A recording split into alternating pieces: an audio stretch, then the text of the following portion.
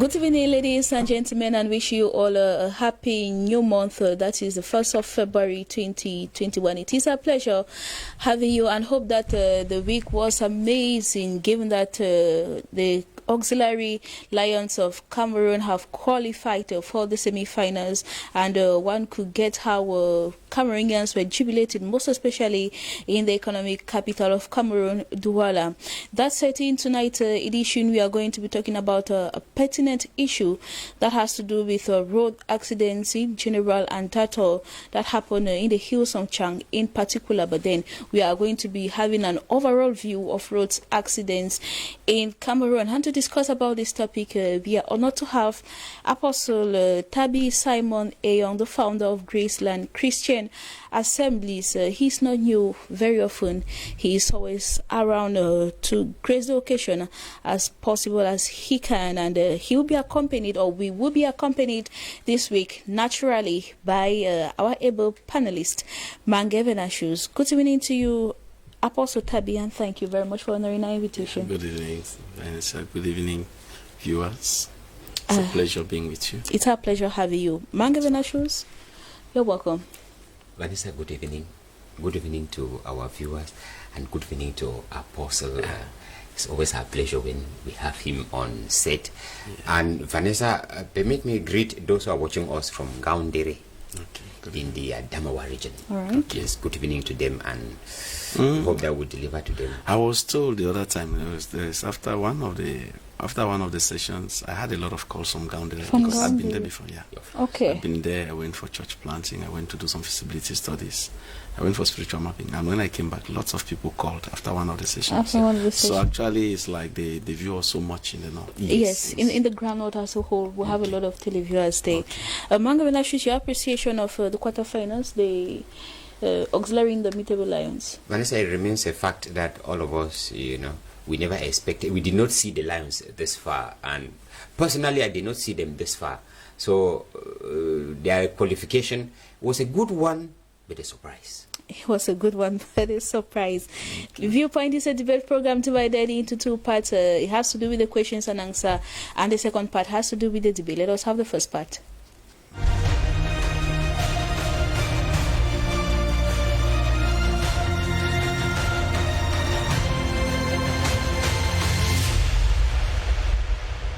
In question 1, can we solve the issue of road accidents along our roads by prohibiting night journeys? Apostle, I'll begin with you. It can't be solved by prohibiting night journeys. It can't, no. Yeah. Mangevenashus, your opinion? To a greater extent, yes. Okay. Yes. And is the idea of sanctioning the agency involved in an accident a way forward to solving the issue? Mangevenashus? No. No. Apostle? Yeah, I also stand on the point that no. No. Because they are not the only people involved here. All right. Let us have the debate.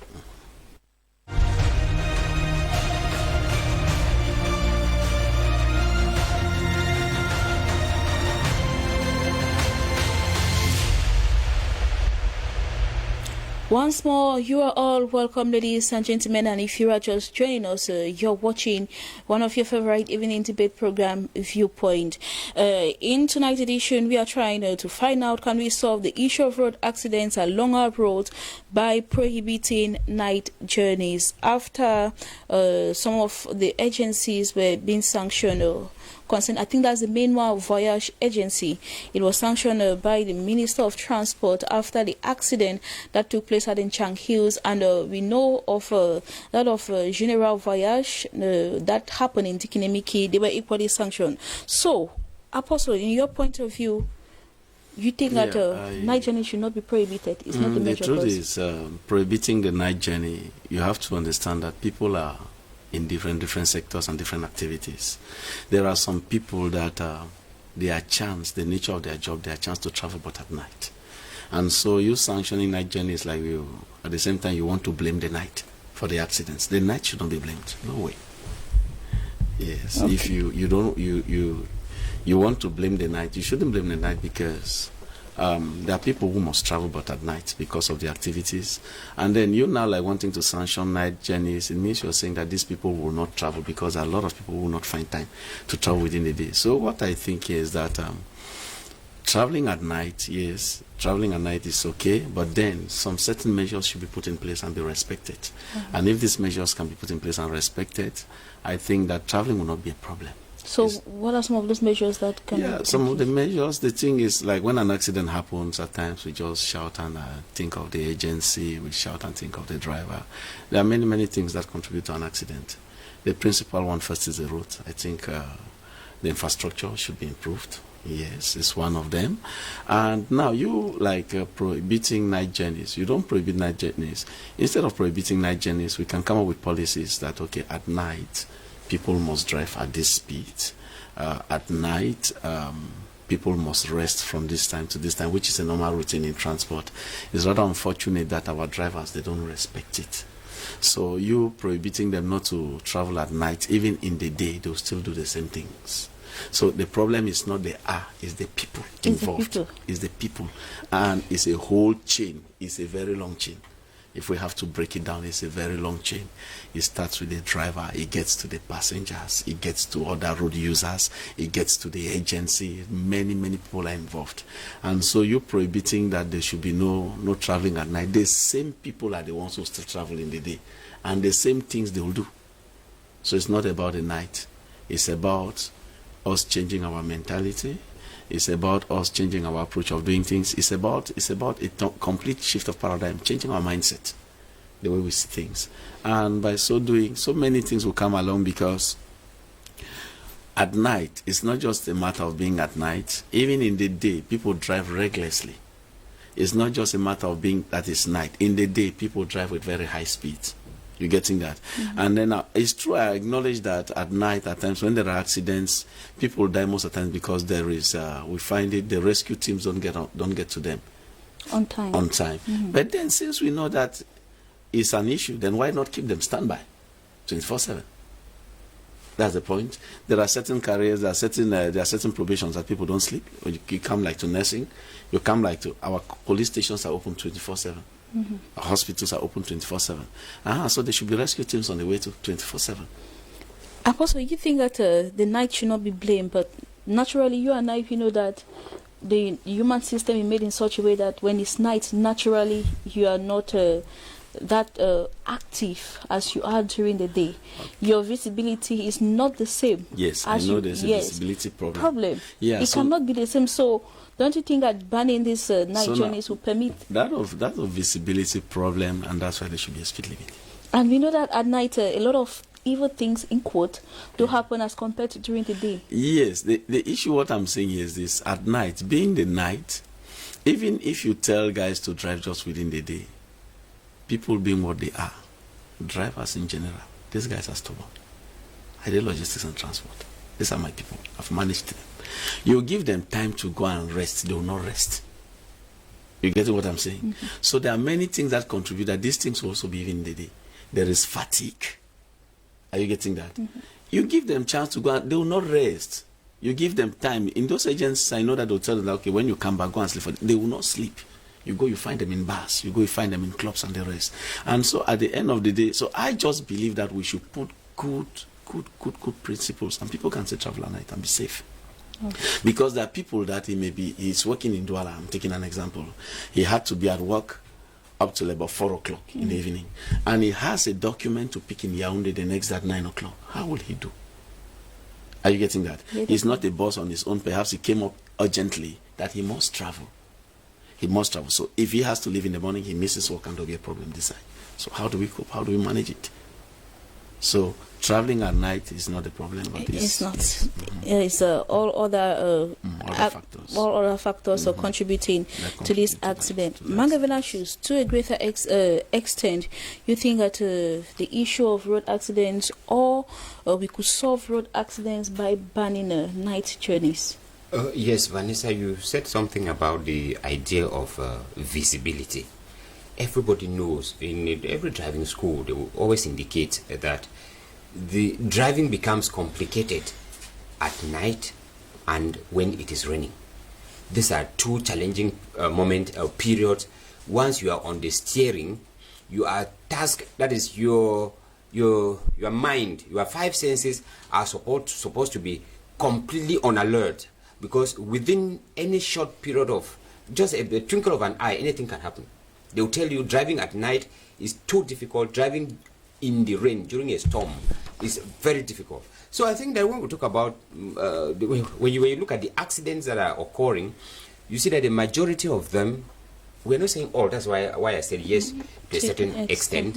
A majority of them that occurs at night, the consequences, the casualties are always too high. Because at night, Apostle said something, rescue teams are not at hand to rescue them as such. At night, visibility is poor to even see what is happening. Who needs help immediately? Lighting is not that. If it happens in another obscure area, to have light enough to even try to find out who is where, it becomes complicated. Whereas if we say during the day, it is easy to even identify, even in a cliff, where they are. There are some people who die after the accident because they were abandoned. Then nobody was able to come to their rescue immediately. They will die. But if we were able to, if we were during the day, they could see clearly. Like I was saying, the driver, there are certain oncoming cars that during the day you will be able to see well. Look at the state of our roads. Apostle said something about the infrastructure. Look at the state of our road. A road that link perhaps Douala and Yaoundé. At one point, you may be surprised that the road may not be up to 5 meters wide. That will be obliged, two 70-seater buses to bypass. You see that you need to be extra careful and be able to position your car to not to hit the other person. And in a situation where there is a cliff. Correct. If you are trying to dodge like that, your balance you is go down a valley and it goes. So, given the nature of our road, at night you are not seeing well. Given the state of our cars, you put all this together, you see that you need some extra concentration to be able to, position your wheels and pass well. If not, you run out of the road. Okay. Another issue, Apostle was talking of night journey. People had to travel. It's true. But then, we make our programs. Our programs do not make us. Okay. If I am supposed to collect something from Yaoundé at 9 o'clock, and the thing is, it's demanded in my job site, I simply opted, because if it is cancelled completely, people's businesses will still continue. Life will still continue. It's not as if they stop traveling by night, people will cease to exist. No, they will. And because I cannot travel at night, either what I'm supposed to deposit tomorrow in the morning would be shifted in the afternoon or the other tomorrow, because they know that I cannot go at night, or I obtain permission from my job site and go. Because and then in that case, that becomes now something that people need to be sensitized. Of course, because if we have to for a long period, very long, yes, which might actually be impossible. Yes, I think so. People have to be sensitized, and are you getting that? In that case, people have to be sensitized, because the problem at times, like for those who are working, is not about them, the workers, it's with the bosses. Yeah, the boss will have to understand that. The boss will have to understand that. How many do you understand? No, they don't understand because you have an option. Yes. They don't understand because you tell him that, boss, I want to leave at 2 o'clock because I'm going to Yaoundé. I need the document tomorrow morning. He says, no, you can travel overnight. But if there were no overnight journeys, he would have to reason with you. Because if he tells you, don't leave at 2 o'clock, and he knows that you can only travel the next day as from 7 o'clock or 7 a.m., then are you aware that there are guys who will say if you leave, you lose your job? You're not the only person looking for work. Correct. That's why I was pinpointing that the agency of the document was not needed in my job site. Because, for example, if they need a certain document from Yaoundé, from Bamenda, now in DBS, and they tell me they need it tomorrow morning, DBS has to give me the permission to leave, so as to travel to no, because now we're talking of personal issues. Now there are personal issues here. Yes. If there are personal issues here, and of course you apply for when it comes to such a situation, and now the where they will not understand, the boss will not grant you the permission. Now the truth is, when we talk of big scale corporations, it's understanding, but we are talking of a small entrepreneur trying to run his shop and this and you just come up in the morning that you say, no, if you leave, I'll get somebody else. So in that case, now then I think that policies should come up also to, after sensitization, issues will come up where they can be able to help these people who lose their jobs, like that unfair dismissals. Are you getting that? Of course. If we got to that extent that somebody's fired without any reason, then even the employers will be able to to adjust. But now in a case which is like he's a king over his business, he does what he wants. He brings into this one today, he brings out that one tomorrow, and so he said you will not travel. If you think it's so serious, call for somebody to bring it for you.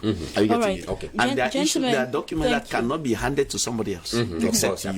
We are not just talking of documents. There are other family matters. We have families. There are urgencies here. They need you in person. Personally. All right, gentlemen, you just highlighted most factors has to do with the human factor. Yes. But this accident that took place in Chang, it was reported that the lorry had brakes failure. I don't know whether maybe it left from the destination like that, or it got at that point and it suffered some brakes, but that is what was reported. Okay. So at this point in time now, and traveling at night. Okay. I was not in that vehicle. Are you getting it? But then I know with equipments, you don't trust them. Okay.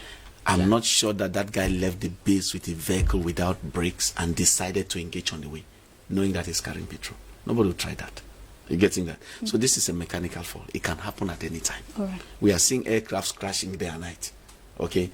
They do extreme maintenance. They check things computerized. And yet, some of them, they leave the ground and the engine falls off. You understand? So with this mechanical fault, they can come up at any time. So when they come up at times, it's true. I acknowledge that there are times transporters who are reckless. There are some who are very, because very some people greedy. They will know and some intentionally are take selfish. Are you getting it? When it comes to the level of transporters, it comes into the level of the drivers, it comes to the level of the mechanics. At managed logistics base, I've seen situations where instead of you going to buy a part and come and replace the vehicle, you buy a part and the mechanics will start problems. They want you to give them the money. They go and get whatever they can get. And so there are those aspects too. But then when it happens like this, are you getting it? On the side of the driver, I don't believe that a driver can risk his life to enter a vehicle without brakes and engage in a journey like that, especially the west of Cameroon, the west region. That is it. I don't think a driver can engage a journey like that knowing fully well that this vehicle has no brakes. All right. Thank you very much, gentlemen. Manga Venatius, you're concluding your point. Yes, and because I said yes to a certain extent. Night journey should be banned. Yes. The other way, if we are talking about respecting set rules, even during the day, we the passengers, there are some kind of we will talk about the part of the drivers. We'll talk about the part of the passengers.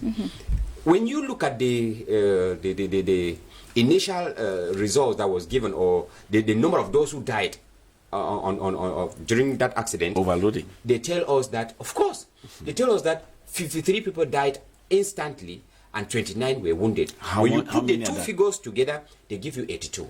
And this was a 70-seater bus. Yes. Now, and a truck, or call it a truck transporting fuel. Yes. Which a truck could not carry more than 6 people. Yeah. When you put 82, 70, a truck carries just 3 now. Or just 3. And 2 persons. So we would have said everybody in the 70 seater that all of them perished. It would have given us 73. Yes. So we have 82, which means the 70 seater was not carrying 70 and in passengers. the 82 is reported that the uniform officers escaped. Okay. So they are out of it. They are out of it. So if we added their number to it, so that will give us 84. Yes. So in normal circumstances, what I'm highlighting here is, we the passengers, if we enter a bus and we discover that we are more than 70, we have the power to tell the bus driver that no, we are not going to take off. Yes. Until you reduce, so that we have enough 70 people. Okay. Because Manga Venatius, I think that it has to do with the passengers that were on board when the bus took off. Yes. That the ones that have the upper hand. Of course. To tell the driver that this vehicle is not taking off because you have overloaded. Yes. Or it has to do also with the control. If the control sees it and they don't do anything, those are all of them are respecting the set rules. That's it. If this car is supposed to transport 70 passengers, 69 passengers plus the driver, then it should carry the 69 passengers or 70 human souls. 70, and that will be enough. So that even at the control station, if they see that it is more than 70, they should put down the drive or the car. They should be arrested. Yes. Because when we keep doing like this, we are playing with human lives. That's why I say, even during the day, Yeah. If we don't respect certain rules, we will still keep having this kind of situation. And there's also a problem of unqualified drivers. All right.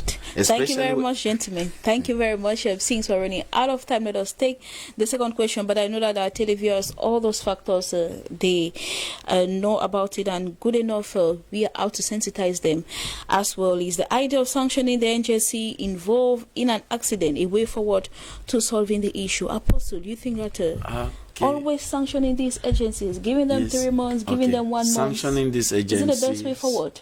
To me, knowing fully well the role the agencies have to play, to me, it's partially yes, but it can't solve the problem. Because there is a degree of responsibility that falls directly on the agency, and most of the time they refuse to play the role they are supposed to play. Yeah, we have seen there are cases where these guys, at times the vehicle is not even fully fueled. There are cases where the vehicle, the maintenance is not there. Those ones are now like the faults of the agency. There are cases where they pressurize drivers because they want to make more money, especially during the festive season. That one goes directly to the agency. There are cases where right even at the agency, they overload the vehicle.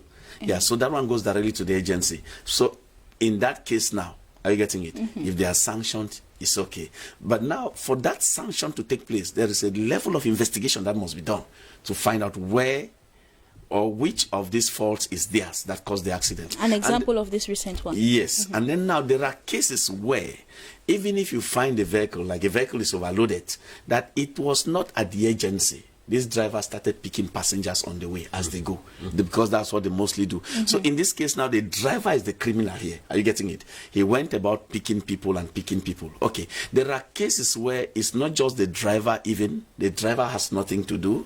The vehicle has not. Like this particular case.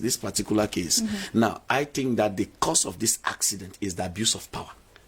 First, the principal cause. Why the abuse of power? Because uniformed people entered a truck to transport illegal fuel, and the truck ended up roasting Cameroonians. So to me, the first thing, it should fall on the officers. Are you getting it? Because if they were never involved, smuggling is a contraband. Are you getting that? The driver would have never. Anyway, we don't know whether it was contraband or where was it coming from. Because the truth is, because they've not told us yet. Okay, they've not told us yet. But Vanessa, to the best of my knowledge, I don't. Petrol is not transported in Cameroon in gallons. Correct. Exactly. Petrol is transported in tankers. So each time you see petrol in gallons, is smuggling. Yes. That's the truth. It's smuggling. It's being smuggled from somewhere, and automatically from our neighboring Nigeria. Yeah. And then the fun is, how did it get to the West Province? Are you getting it? For petrol to get to the West Province, it must pass through a cock in Manfi. Are you getting that? Where there are custom officers. Look at the distance from a cock up till you cross Manfi, you cross Widikum, you cross Bamenda, then you get to the West. And for it to get to the West, it must pass either through Denau. You get that? It must pass either through Tiko, it must pass either through Mundemba. So now look at it, look at the distance. You understand? So come on, man. It's a whole chain. It's a whole chain of that. A lot of people have to be implicated. So not necessarily the agency. Not necessarily the agency. Thank you very much for the difference that you made when the agency should be sanctioned. Yes. Yes, I want to come from where Apostle about the respect of rules, as we were saying. When we have something like an accident, before arriving where the accident was, the car certainly had passed through some checkpoints. What happened to all those security officers who were along the road? They have something to do.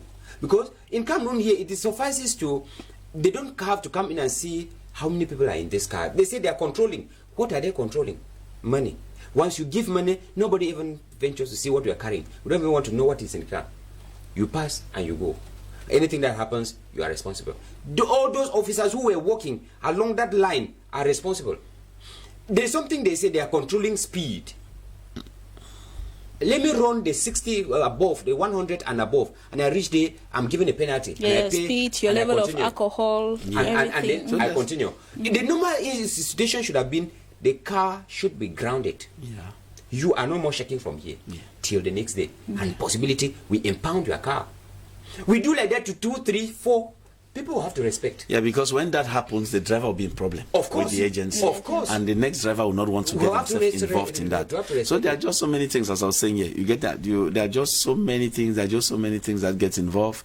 And And even in some of these accidents, yes, looking at the agency, there are accidents, I want to tell you, out of the agencies, the trucks cause accidents in this country, deadly accidents more than every other person. The truck drivers, these guys are wicked, they're evil. I'm sorry to say that on air. Are you getting? You see, in the driving code, you give respect to a vehicle that is transporting human beings. But in Cameroon, it's the contrary. When you see somebody coming with a truck, he believes that because he's driving a bigger car, no other vehicle means anything. You must make way for him to pass. He's having a bigger car. Come on, man. What is the value of what you're carrying compared to the human being? You see a bike and maybe a big truck coming behind. And he's coming. He doesn't care. He's there humming. Yes. Give me way, a group of bike ahead of him. He believes that the timber he's carrying, the cocoa and whatever he's carrying is more than the people. So that's the problem. Another issue I was looking at was the issue of infrastructure along our roads. We are crying of the poor road network that we have in Cameroon. I think that the government should start by imposing some sanction on the government itself, because the government contributed to this accident as well. As a level because when you look at the potholes along our road, you are driving, immediately you dodge from this one, you are dodging to this other one. As the car is swinging from one way to the other, you may not be able to control it. If we had a good road network, most of these accidents would at the level of roads, Mr. Mange, there are cases where it is known, the state knows, and it is in records and everything, that this so and so road has been tarred off, which is not existing. We know. That is it. Of recent, there was a problem here. I think this road around leading to Yabase or whatever, that it was on air everywhere. The people are suffocating in dust, but it is certain that road was supposed to have been tarred with about 4 years ago. Correct. So in this case, it's not just like the problem of the government. It's us having some wrong elements in the system, and they are always there everywhere, no matter what you do. So I think in a case like that, when we start tracing it, you might even be surprised to know that road, perhaps there is a very heavy budget, that the road has been maintained and everything. We dig into archives and get some of those people, get the culprits,